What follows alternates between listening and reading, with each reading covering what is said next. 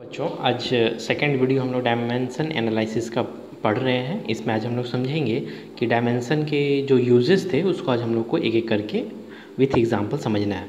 तो हम लोग ये देख चुके थे कि डायमेंशन के यूजेस के लिए जो फर्स्ट वीडियो पढ़े थे तो उसमें हम लोग एटलीस्ट 3 यूजेस हम लोग समझ पाए थे। तो पहला था कि to check the correctness of a physical equation. ठीक है, जो इक्वेशंस होते हैं उसको वो करेक्ट है या नहीं वो हम लोग चेक करेंगे या कहे तो टेस्ट करेंगे। ठीक है, दूसरा जो टॉपिक्स हम लोग पढ़ेंगे to derive the relation between different physical quantities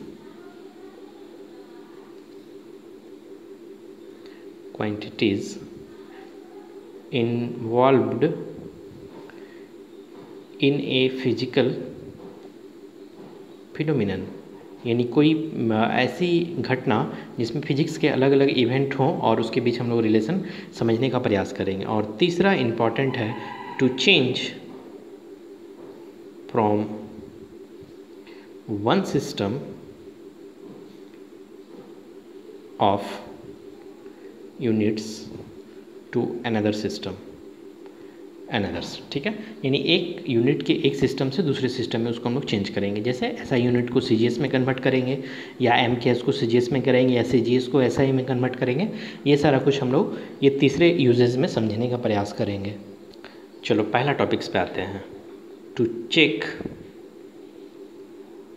the correctness of a physical equation v square equal to u square plus 2as। ये बहुत बार हम लोग रिपीट कर चुके हैं, कई बार हम लोग पढ़े होंगे क्लास 9th में 10th में। ठीक है, तो आज हम लोग को ये प्रूफ करना है कि वास्तव में ये फिजिक्स का जो इक्वेशन है ये सही है या नहीं है। ठीक है, ऐसे ही बहुत सारे इक्वेशंस होंगे जो क्लासरूम में हम लोग पढ़ेंगे, लेकिन फिलहाल एक एक करके ही हम लोग समझने का प्रयास करते हैं। पहले एक इक्वेशंस पे बात कर लेते हैं। सबसे पहले तो ये देख लो कि ये भी यू ए और एस है क्या, और इन सभी का डायमेंशन हम लोग लिख कर रखेंगे। फिर LHS टर्म का डायमेंशन पुट करेंगे, फिर RHS का पुट करेंगे और देखेंगे कि दोनों का एंड मैच करता है या नहीं। अगर मैच कर रहा है, इक्वल है, दैट्स मीन ये इक्वेशन सही है। तो भी जो है ये हमारा फाइनल वेलोसिटी है, यू जो है इनिशियल वेलोसिटी है, ए एक्सेलरेशन है और एस जो है वो डिस्प्लेसमेंट है। यानी वैसी स्थिति के लिए हम लोग सबसे पहले क्या करेंगे कि डायमेंशन ऑफ फाइनल वेलोसिटी निकाल के रख लेते हैं, जिसको हम लोग भी से इंडिकेट कर रहे हैं। ठीक है, तो डायमेंशन ऑफ वेलोसिटी हम लोग को पता है LT-1। चलो ये पता हो गया। Now dimension of initial velocity जिसको हम u से इंडिकेट कर रहे हैं, ये भी हम लोग को पता है LT-1। ये ऑलरेडी पहले वाले एनालिसिस के वीडियो में हो चुका है। ठीक है, नेक्स्ट है एक्सेलरेशन, डायमेंशन ऑफ एक्सेलरेशन।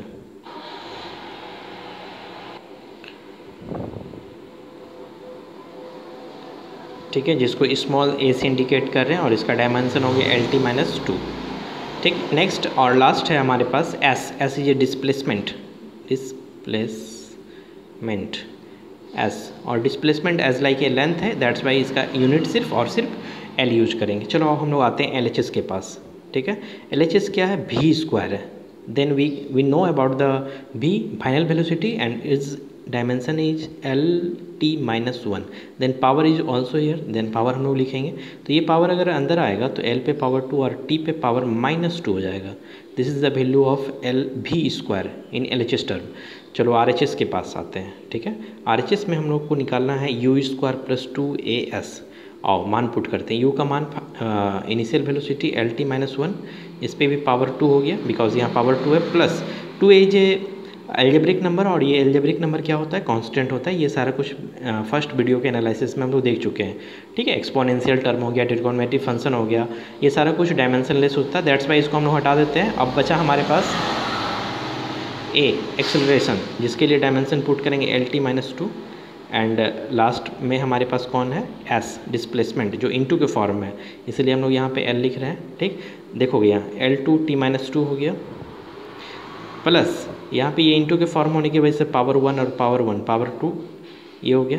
अब ये देखो तो दोनों सेम है ना, ये दोनों मिलकर 2 टाइम्स बनेगा, तो 2 टाइम्स को 2 के फॉर्म में नहीं लिखकर हम लोग क्या लिखेंगे, सिर्फ L2t-2, क्योंकि 2 जो है एक डायमेंशनलेस वैल्यू है। अब यहाँ पे गौर करो, ये RHS टर्म निकल गया और ये था हमारे पास LHS टर्म। क्या ये दोनों मैच कर रहा है? बिल्कुल मैच कर रहा है, यानी हम कह सकते हैं कि as the dimensional formula of all the terms in the given equation is same. The equation is a correct, ठीक है, करेक्ट इक्वेशन ये है। तो ये हम देख चुके हैं कि ये दोनों अगर इक्वल है, देन हमारे पास जो v स्क्वायर के साथ जो इक्वेशन है u स्क्वायर प्लस 2s, ये बिल्कुल सही इक्वेशन है, ठीक है। तो ये हम लोग देख चुके हैं, पहला टॉपिक्स हुआ। चलो अब सेकंड यूजेस पे आते हैं। On deriving a physical relation. Class में एक्चुअली ये सभी इक्वेशंस के कई सारे इक्वेशन हैं, एटलीस्ट 7 to 8 इक्वेशंस को वहाँ पे हम लोग प्रूव करेंगे, लेकिन एज ए वीडियो जो समझाने का प्रयास कर रहे हैं उसमें एक इंपॉर्टेंट इक्वेशन को लेकर समझा रहे हैं, एक एक करके एग्जांपल के फॉर्म में देख रहे हैं। लेकिन जो बच्चे क्लासरूम में पढ़ रहे हैं या पढ़ेंगे हमारे पास, उनके लिए विशेष ये है कि ये सारे क्वेश्चंस की डीपली वहाँ पर फिर से रिपीट करेंगे, और साथ ही साथ सभी टॉपिक्स में एटलीस्ट 5 से 7 इक्वेशंस देखेंगे। उसमें बहुत सारे कॉम्प्लिकेटेड भी होंगे, लेकिन वो तो बातें होंगी क्लासरूम में। फिलहाल बेसिकली हम लोग समझने के लिए कुछ यहाँ पे ले लेते हैं, ठीक है। चलो पहला क्वेश्चन हम लोग यहाँ पे लिख लें। चलो देखोगे, एक फिजिकल फिनोमिनन्स का घटना हम लोग यहाँ पे लिख के रखे हुए हैं। Consider a simple pendulum, the period of oscillation of the simple pendulum depends upon the length. इसकी जो पीरियोडिक टाइम है वो डिपेंड कर रही है लेंथ पे, and acceleration due to gravity, acceleration of the gravity यानी स्मॉल g पे। Derive the expression for period of the oscillation by the method of dimension, ठीक है, ये हमारा मेथड है। चलो सबसे पहले तो हम लोग देख लेते हैं कि suppose that period of oscillation t of the simple pendulum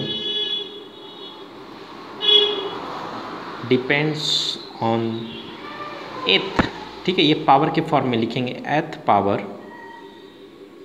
of its length and with b के फॉर्म में with power of acceleration due to gravity. मान लिया जाए कि कोई सिंपल हार्मोनिक जो ऑसिलेशन है उसके लिए हम लोग टाइम पीरियड टी ले लेते हैं, और ये इसकी जो डिपेंडेंसी है, ये डिपेंडेंसी है एल पे और एक्सेलरेशन ऑफ ग्रेविटी स्मॉल जी पे। तो हमने इसके ऊपर पावर ए और इसके ऊपर पावर बी ले रखे हैं, ठीक है।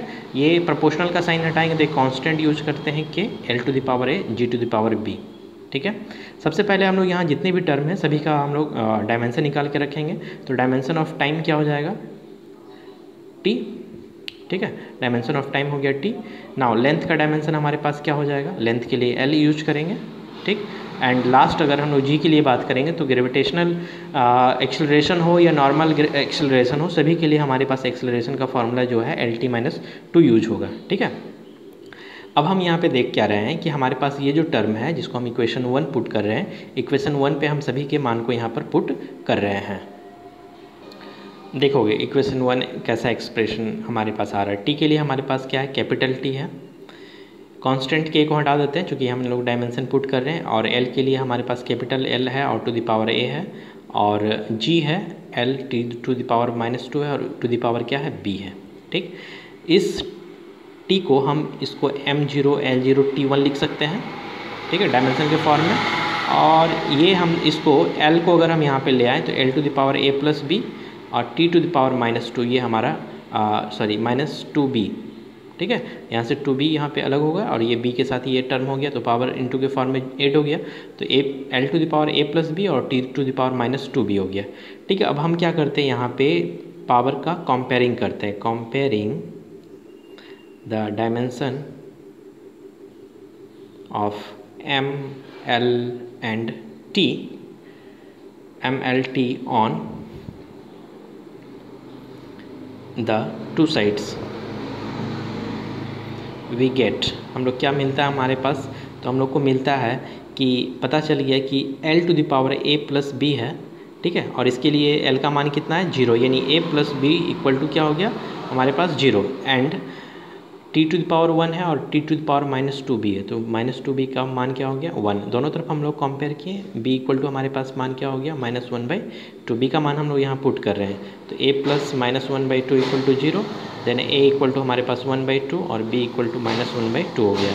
अब इक्वेशन 1 पे हम लोग पुट करेंगे, इक्वेशन 1 इम्प्लाइज दैट, ठीक है, तब हमारे पास मान है t equal to k l to the power a, तो टू द पावर 1/2 और g to the power b है, तो g टू द पावर -1/2 हो गया, तो हम इसको ऐसे भी लिख सकते हैं t l to the power 1/2 by g to the power 1/2, ठीक है, ये दोनों को रूट के फॉर्म में लिख सकते हैं, तो फाइनली हमारे पास मान निकल गया k √l/g, ठीक है, ये √l/g, this is the required relation between length, gravitational acceleration and oscillation, इस सबों के बीच में ये सारा एक रिलेशन हम लोग का निकल कर सामने आ गया। चलो इसके तीसरे टॉपिक्स पे आते हैं। To change the unit from one system to another system, हम लोग को प्रूफ करना है, proof that 1 joule equal to watt यानी अर्क, ठीक है, ये हम लोग को प्रूफ करना है। तो एक बात ध्यान रखोगे, एक फार्मूला के फॉर्म में देख लेते हैं, जब भी इक्वल के वन साइड और अदर साइड पे होगा उसको हम लोग n1 और u1 और अदर साइड को n2 और u2 के फॉर्म में कहेंगे। n1 और n2 तो हमारा नंबर ऑफ द डिजिट होगा जो संख्या के फॉर्म में दिखाएंगे, लेकिन u1 और u2 जो है वो यूनिट के फार्मूलाज जो होंगे उसके डायमेंशन के फॉर्म में दिखाएंगे। दैट्स वाई हम लोग इसको m1 l1 t1 के फॉर्म में दिखाएंगे, और यहाँ पे हमारे पास जो मान होगा इसको m2 l2 और t2 के फॉर्म में दिखाएंगे, और इसके जो पावर होंगे वो यहाँ भी ए बी सी के फॉर्म में होगा और यहाँ पर भी ये हमारा ए बी सी के फॉर्म में होगा। यानी अगर हमको n1 का मान चाहिए तो हम n2 by m2 by m1 to the power a, l2 by l1 to the power b and t2 by t1 to the power c, ये फॉर्म यूज कर सकते हैं। एक फार्मूला हमारा यहाँ से निकल के बाहर आ गया। अगर हमको n2 का वैल्यूज चाहिए जैसे हम यहाँ पे पुट किए हुए हैं, तब ये मान क्या होगा, इसके नीचे हो गया, यानी n1 m1 by m2 to the power a, ठीक है, l1 by l2 to the power b and t1 by t to the power c, ये फॉर्म में हम लोग पुट करके निकाल सकते हैं, ठीक है। तो ये किसी भी यूनिट को एक फॉर्म से दूसरे फॉर्म में चेंज करने के लिए हमारे पास फार्मूला हो गया। लेकिन फिलहाल हम लोग जो चेंज करने वाले हैं वो ये है 1 जूल इक्वल टू वाट अर्क, ठीक है। चलो सबसे पहले देख लेते हैं, ये जो जूल है, joule is a SI unit, joule जिसको जे से इंडिकेट कर रहे हैं इज़ यूनिट ऑफ वर्क, ठीक है। तो वर्क का ये यूनिट है जिसको हमको कन्वर्ट करना है अर्ग, अर्ग is a unit of CGS of work, ठीक है, वर्क का ही CGS यूनिट ये है, अर्ग के फॉर्म में है। तो हम लोग यहाँ दो पार्ट में बांट लेते हैं, ये पार्ट हमारा MKS और ये हमारा CGS के फॉर्म में होगा, MKS या ऐसा यूनिट के फॉर्म में हम कह सकते हैं। तो M1 जो होगा उसको अगर हम kg के फॉर्म में कहेंगे, यानी 1 kg को कहेंगे, तो इसको हम 1000 ग्राम भी कह सकते हैं जब हम MKS को CGS में कन्वर्ट करेंगे, ठीक है। उसके बाद हमारे पास L1 का जो मान है जिसको हम मीटर में कन्वर्ट करेंगे, इसको हम लोग 1000 सेंटीमीटर कहेंगे। देन T1 जो होगा वो ऑलरेडी सेकंड के फॉर्म में होगा, तो ये भी सेकंड के फॉर्म में होगा, कोई दिक्कत इसमें नहीं है। और इस क्वेश्चन में हमारे पास जो N1 का हिस्सा है ये हमारे पास 1 दिया गया है, ठीक। और N2 के लिए आते हैं, N2 के लिए ब्लैंक है, नहीं मालूम है। M2 होगा हमारा 1 ग्राम होगा, ठीक है। उसके बाद L1 L2 जो होगा वो सेंटीमीटर में होगा, जिसको हम सेंटीमीटर के फॉर्म में लिखेंगे, और T1 ऑलरेडी सेकंड के फॉर्म में होगा जिसको हम यहाँ पर लिख के रखेंगे। ये हमको पता होना चाहिए कि dimensional formula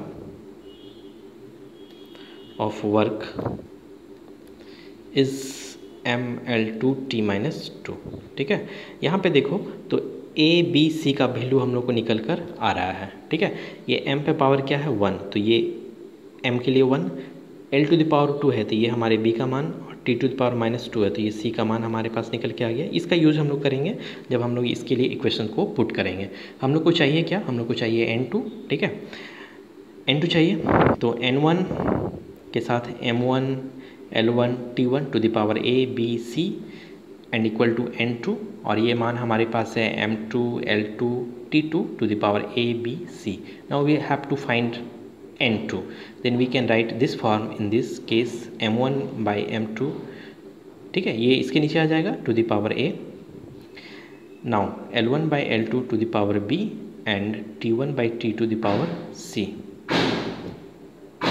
now putting all the units in equation, ठीक है, 1 है, इसके लिए हमारे पास क्या है 1 किलोग्राम है और नीचे ग्राम है, टू द पावर a, यहाँ पे 1 मीटर के फॉर्म में है और नीचे 1 सेंटीमीटर के फॉर्म में टू द पावर b, और ये दोनों सेकंड के फॉर्म में है, इसलिए इसके साथ हमारा मान क्या हो गया, कैंसिल हो जाएगा, ठीक है। अब चलो आओ यहाँ पे चेंज करते हैं। अब यहाँ पे देखोगे तो पता चलेगा कि 1 किलोग्राम को अगर हम ग्राम में चेंज करेंगे तो 1000 gram by 1 gram to the power a का मतलब कितना है, पावर 1, तो टू दी पावर 1। 1 मीटर को अगर हम सेंटीमीटर में कन्वर्ट करेंगे तो 100 centimetre by 1 centimetre to the power b है, बी का मान कितना है, पावर 2, और 1 सेकेंड अपॉन 1 सेकेंड, ये दोनों तो कैंसिल हो ही जाएगा, और टू दी पावर -2, इसलिए इससे कोई फ़र्क पड़ने वाला नहीं है। यानी n2 का मान हो गया यहाँ 1000 टाइम्स इंटू 100 का क्या हो गया, स्क्वायर हो गया, ये gram gram cancel, centimetre centimetre cancel, तो हमारे पास n2 का जो मान हो गया 10 टू द पावर कितना हो गया 7। यानी हम कह सकते हैं कि 1 जूल बराबर 10 टू द पावर 7 अर्ग होता है। This is the required equation to change 1 unit to another form, यानी MKS या SI यूनिट से अगर हम CGS के फॉर्म में चेंज करेंगे, erg is a CGS unit of, erg is a CGS unit of work, ठीक है, वर्क का CGS यूनिट होता है अर्ग। तो इसके फॉर्म में हम लोग देख सकते हैं कि 1 joule equal to 10 to the power 7 erg होता है। ये इंपॉर्टेंट OT भी है जिसका यूज हम लोग आगे चलेंगे। एक क्वेश्चन जो सभी बच्चों को रफली इसको सॉल्व करके रखना है, 1 newton equal to what, dyne, dyne is a CGS unit, ठीक है, ये CGS यूनिट है, हम लोग को पता करना है कि कितना डाइन होगा, यहाँ पे ये पता करके हम लोग को सॉल्व करके रखना है, ठीक है। जो आंसर आएगा वही हमारा OT भी होगा। ऐसे इसकी वैल्यू 10 टू द पावर 5 आएगी, जो हम लोग सॉल्यूशन पे देख सकते हैं, तो 1 newton equal to 10 to the power 5 dyne होगा, ठीक है। बाई इसी प्रोसेस हम लोग सॉल्व करेंगे, ठीक है। नेक्स्ट वीडियो में 11th के क्लासेस के एक नए टॉपिक्स के साथ हम लोग एक नया वीडियो तैयार करेंगे। तब तक के लिए ये सारे नोट्स को कंप्लीट करके रखना है सभी बच्चों को।